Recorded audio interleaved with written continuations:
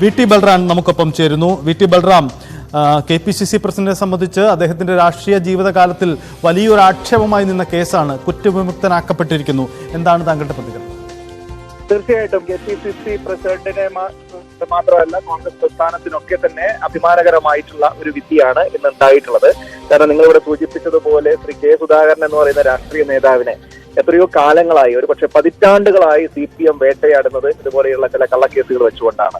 CPM-നെതിരെ നിൽക്കുന്ന മുഴുവൻ ആളുകൾക്കെതിരെയും അവർ നിരന്തരമായി പ്രയോഗിച്ചുകൊണ്ടിരിക്കുന്ന, എത്രയോ കാലങ്ങളായി പ്രയോഗിച്ചുകൊണ്ടിരിക്കുന്ന ഒരു തന്ത്രമാണിത്.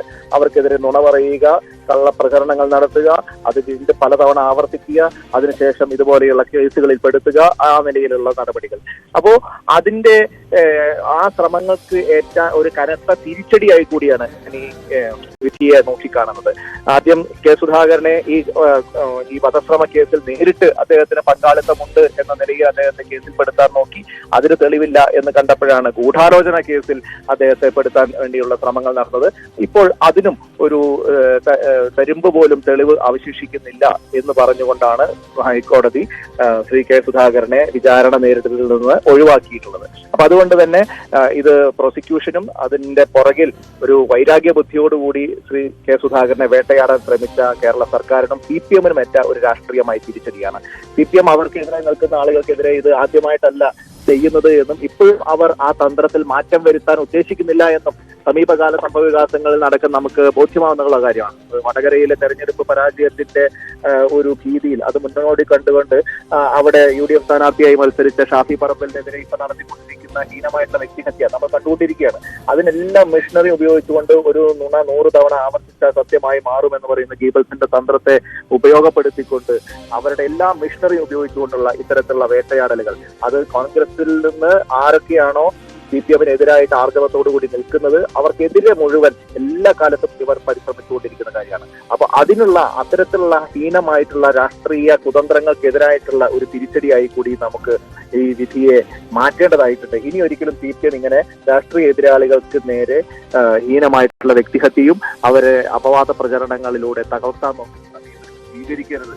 ജനാധിപത്യപരമായി അവർ പ്രവർത്തിക്കാൻ തയ്യാറാവണം എന്നുള്ളതാണ് എനിക്ക് ഈ വിധിയെ സംബന്ധിച്ച് പ്രതികരിക്കാനുള്ളത്.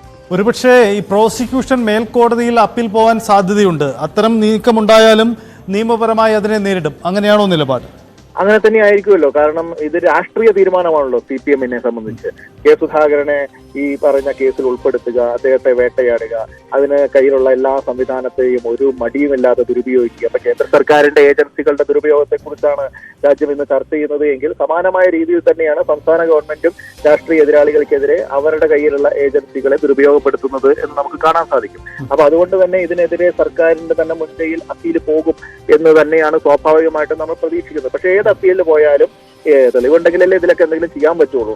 അപ്പൊ അതുകൊണ്ട് തന്നെ യാതൊരു തെളിവില്ലാത്ത, യാതൊരു പങ്കാളിത്തവും ഇല്ലാത്ത ഈ പ്രശ്നത്തിൽ ഗൂഢാലോചന, അത് തന്നെ 10-30 വർഷം മുമ്പ് നടന്നൊരു കാര്യത്തെ കുറിച്ച് ഇപ്പൊ ഗൂഢാലോചനയുടെ കേസും മറ്റുമായിട്ട് പോവുക എന്ന് പറയുന്നത് തന്നെ അങ്ങേയറ്റത്തെ രാഷ്ട്രീയമായ പകപോക്കലിന്റെ ഭാഗമായിട്ട് മാത്രമേ നമുക്ക് കാണാൻ സാധിക്കുള്ളൂ.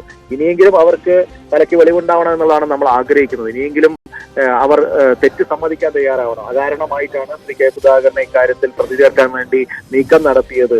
അത് ഞങ്ങളുടെ രാഷ്ട്രീയ തീരുമാനമായിരുന്നു, ഞങ്ങൾ അതിൽ നിന്ന് പിന്മാറുകയാണ് എന്ന് പറയാനുള്ള വിവേകം ഇനിയെങ്കിലും CPM-ന് ഉണ്ടാകുമോ എന്നുള്ളതാണ് നമ്മൾ നോക്കിക്കാണുന്നത്. യെസ്, വി.ടി. ബൽറാമിന്റെ പ്രതികരണമാണ്. എന്തായാലും കോൺഗ്രസ് ഈ രാഷ്ട്രീയ വിജയമായി തന്നെ ഇതിനെ കാണുകയാണ്.